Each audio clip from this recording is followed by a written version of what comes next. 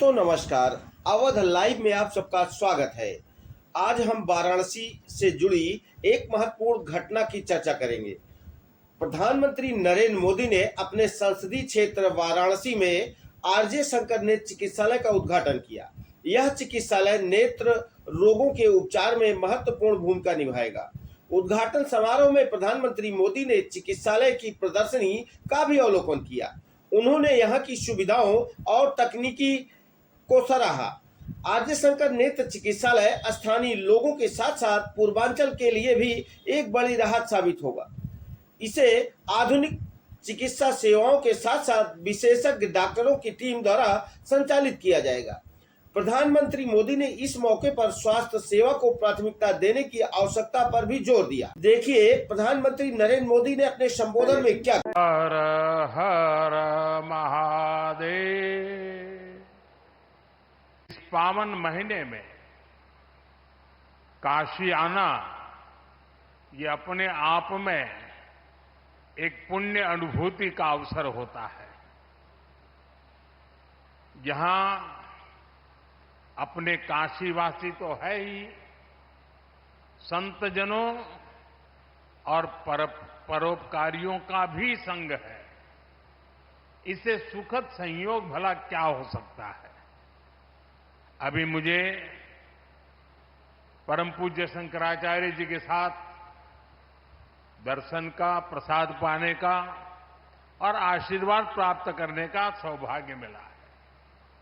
उनके आशीर्वाद से ही आज काशी को, पूर्वांचल को एक और आधुनिक अस्पताल मिला है।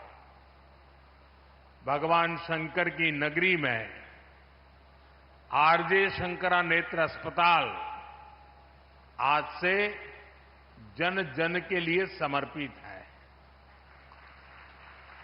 मैं काशी के, पूर्वांचल के सभी परिवारजनों को बहुत बहुत बधाई देता हूं।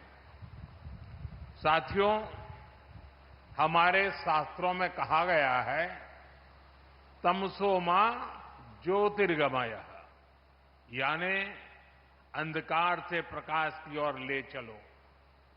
ये आरजे शंकरा नेत्र अस्पताल वाराणसी और इस क्षेत्र के अनेकों लोगों के जीवन से अंधकार दूर करेगा, उन्हें प्रकाश की ओर ले जाएगा। मैं अभी इस नेत्र अस्पताल को देखकर आया हूं। एक प्रकार से ये आध्यात्मिकता और आधुनिकता का संगम है। ये अस्पताल बुजुर्गों की भी सेवा करेगा और बच्चों को भी नई रोशनी देगा। यहां बहुत बड़ी संख्या में गरीबों को मुफ्त इलाज मिलने वाला है।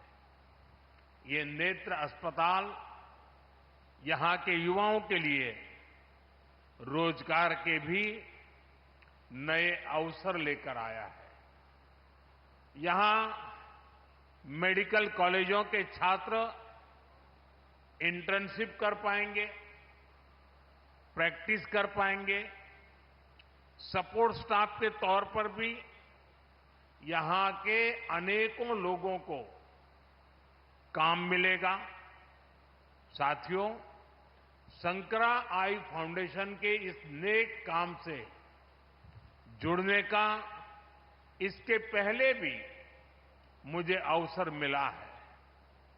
मैं जब गुजरात का मुख्यमंत्री था तब वहां भी शंकरा नेत्र अस्पताल खुला था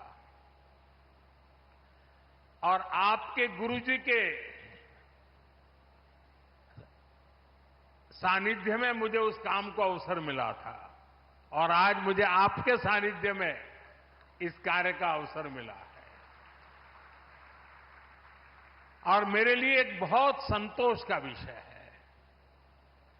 वैसे पूज्य स्वामी जी ने बताया भी, मेरा एक और सौभाग्य रहा है। श्री कांची कामकोटि पीठाधिपति जगतगुरु शंकराचार्य चंद्रशेखर सरस्वती महास्वामी मिगल का मुझ पर बड़ा आशीर्वाद रहा। परमाचार्य जी को अनेक बार उनके चरणों में बैठने का मुझे सौभाग्य मिला था। परम पूज्य जगतगुरु शंकराचार्य श्री जयेंद्र सरस्वती स्वामीगल जी का मुझे बहुत स्नेह मिला। उनके मार्गदर्शन में मैंने अनेक कार्यों को पूरा किया और अब जगतगुरु शंकराचार्य श्री शंकर विजेंद्र सरस्वती जी का भी मुझे सानिध्य मिल रहा है। यानी एक प्रकार से 3 गुरु परंपराओं के साथ नाता जुड़ना, इससे बड़ा जीवन का सौभाग्य क्या हो सकता है। ये मेरे लिए व्यक्तिगत तौर पर बहुत बड़े संतोष का विषय है। आज जगतगुरु ने विशेष तौर पर इस कार्यक्रम के लिए मेरे संसदीय क्षेत्र में आने का समय निकाला। मैं यहां के जनप्रतिनिधि के रूप में आपका स्वागत करता हूं और आपका आभार भी प्रकट करता हूं। मुझे याद है, मैंने शंकरा आई हॉस्पिटल और चित्रकूट आई हॉस्पिटल दोनों संस्थानों से वाराणसी आने का आग्रह किया था। मैं दोनों संस्थानों का आभारी हूं कि उन्होंने काशी वासियों का आग्रह का मान रखा।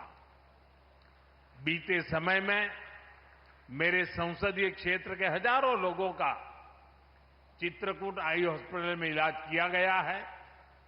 अब यहां के लोगों को वाराणसी में ही 2 नए आधुनिक संस्थान मिलने जा रहे हैं।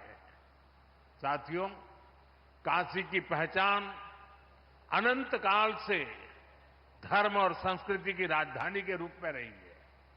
अब काशी यूपी के पूर्वांचल के बड़े आरोग्य केंद्र, हेल्थ केयर हब के रूप में भी विख्यात हो रहा है। बीएचयू में ट्रॉमा सेंटर हो, सुपर स्पेशलिटी अस्पताल हो, दीनदयाल उपाध्याय अस्पताल और कबीर चौरा अस्पताल में सुविधाएं बढ़ाना हो, बुजुर्गों के लिए, सरकारी कर्मचारियों के लिए विशेष अस्पताल हो, मेडिकल कॉलेज हो, ऐसे अनेक कार्य काशी में बीते 1 दशक में हुए हैं। आज बनारस में कैंसर के इलाज के लिए भी आधुनिक अस्पताल है। पहले जिन मरीजों को दिल्ली, मुंबई जाना पड़ता था, आज वे यहीं अच्छा इलाज करा पा रहे हैं। आज बिहार, झारखंड, छत्तीसगढ़ और देश के अन्य हिस्सों से भी हजारों लोग यहां उपचार के लिए आते हैं।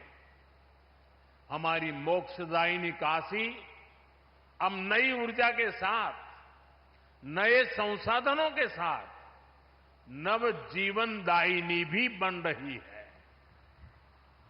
साथियों, पहले की सरकारों के समय वाराणसी समेत पूर्वांचल में स्वास्थ्य सुविधाओं को जमकर नजरअंदाज किया गया।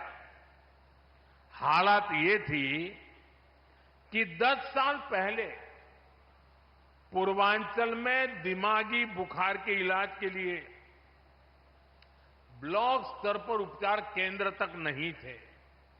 बच्चों की मृत्यु होती थी, मीडिया में हो हल्ला होता था, लेकिन पहले की सरकारें कुछ नहीं करती थी।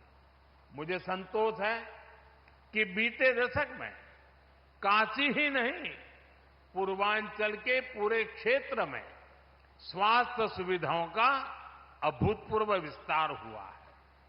आज पूर्वांचल में दिमागी बुखार का इलाज करने के लिए 100 से अधिक ऐसे केंद्र काम कर रहे हैं। 10 सालों में पूर्वांचल के प्राथमिक और सामुदायिक केंद्रों में 10,000 से अधिक नए बेड जोड़े गए हैं। 10 सालों में पूर्वांचल के गांवों में 5,500 से अधिक आयुष्मान आरोग्य मंदिर बनाए गए। 10 साल पहले पूर्वांचल के जिला अस्पतालों में डायलिसिस तक की सुविधा नहीं थी। आज 20 से अधिक डायलिसिस यूनिट्स का काम कर रही है, जहां मरीजों को यह सुविधा मुफ्त मिल रही है। साथियों, 21वीं सदी के नए भारत ने हेल्थ केयर के प्रति पुरानी सोच और अप्रोच को बदल दिया है। आज आरोग्य से जुड़ी भारत की रणनीति के 5 स्तंभ हैं। पहला, प्रिवेंटिव हेल्थ केयर, यानी बीमारी होने से पहले का बचाव। दूसरा, समय पर बीमारी की जांच। तीसरा, मुफ्त और सस्ता इलाज, सस्ती दवाएं। चौथा, छोटे शहरों में अच्छा इलाज, डॉक्टरों की कमी दूर करना। और पांचवा, स्वास्थ्य सेवा में टेक्नोलॉजी का विस्तार। साथियों, किसी भी व्यक्ति को बीमारी से बचाना भारत की स्वास्थ्य नीति की बड़ी प्राथमिकता है, स्वास्थ्य क्षेत्र का पहला स्तंभ है। बीमारी गरीब को और गरीब बनाती है। आप जानते हैं, बीते 10 साल में 25 करोड़ लोग गरीबी से बाहर निकले हैं। एक गंभीर बीमारी इन्हें फिर से गरीबी के दलदल में धकेल सकती है। इसलिए बीमारी हो ही नहीं, इस पर सरकार बहुत जोर दे रही है। इसलिए हमारी सरकार साफ सफाई, योग, आयुर्वेद, पोषक खान-पान, इन सारे विषयों पर खास ध्यान दे रही है।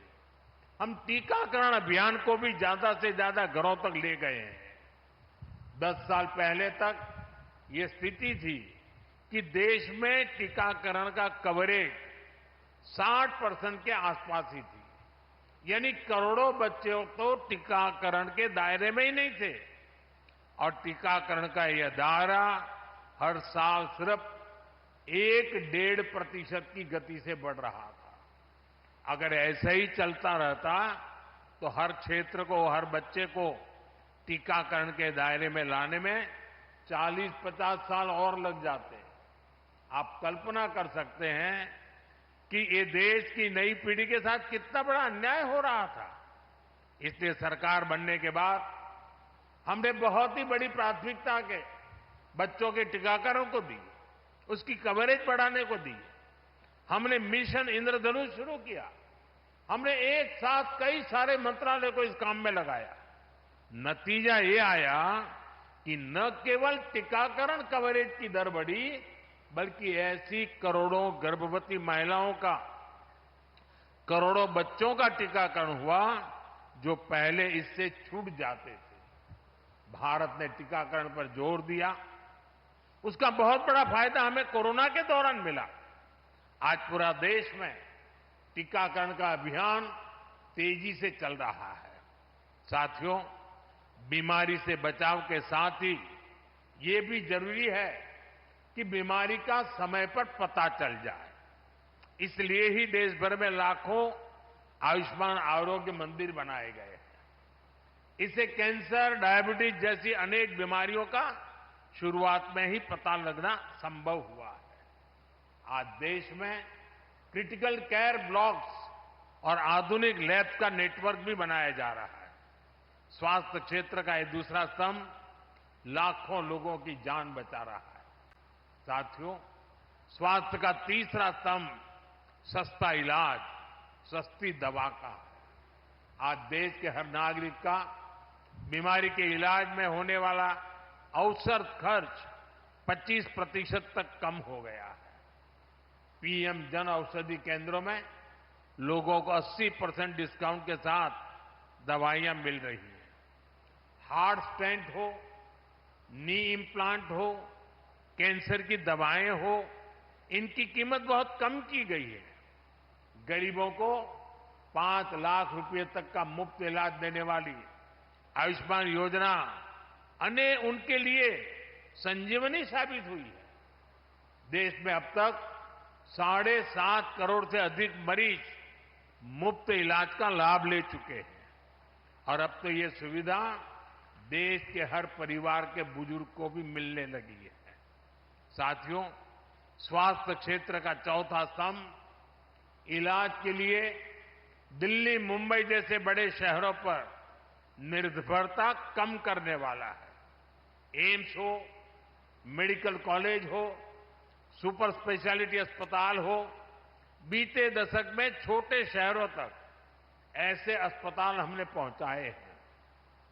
देश में डॉक्टरों की कमी को दूर करने के लिए बीते दशक में मेडिकल की हजारों नई सीटें जोड़ी गई हैं। अब हमने तय किया है कि आने वाले 5 साल में 75,000 और सीटें जोड़ी जाएगी। साथियों, स्वास्थ्य क्षेत्र का 5वां स्तंभ टेक्नोलॉजी के माध्यम से स्वास्थ्य सुविधाओं को और सुलभ करने वाला है। आज डिजिटल हेल्थ आईडी बनाई जा रही है। ई संजीवनी ऐप जैसे माध्यमों से घर बैठे ही मरीजों को परामर्श की सुविधा दी जा रही है। मुझे खुशी है कि अब तक 30 करोड़ से ज्यादा लोग ई संजीवनी ऐप की मदद से कंसल्टेशन ले चुके हैं। हम ड्रोन टेक्नोलॉजी से भी स्वास्थ्य सेवाओं को जोड़ने की तरफ आगे बढ़ रहे हैं। साथियों, स्वस्थ और समर्थ युवा पीढ़ी विकसित भारत के संकल्प को सिद्ध करने वाली है। मुझे बहुत खुशी है कि इस मिशन में पूज्य शंकराचार्य जी का आशीर्वाद हमारे साथ है। मैं बाबा विश्वनाथ से प्रार्थना करता हूं कि स्वस्थ और समर्थ भारत का ये मिशन यूं ही सशक्त होता रहे।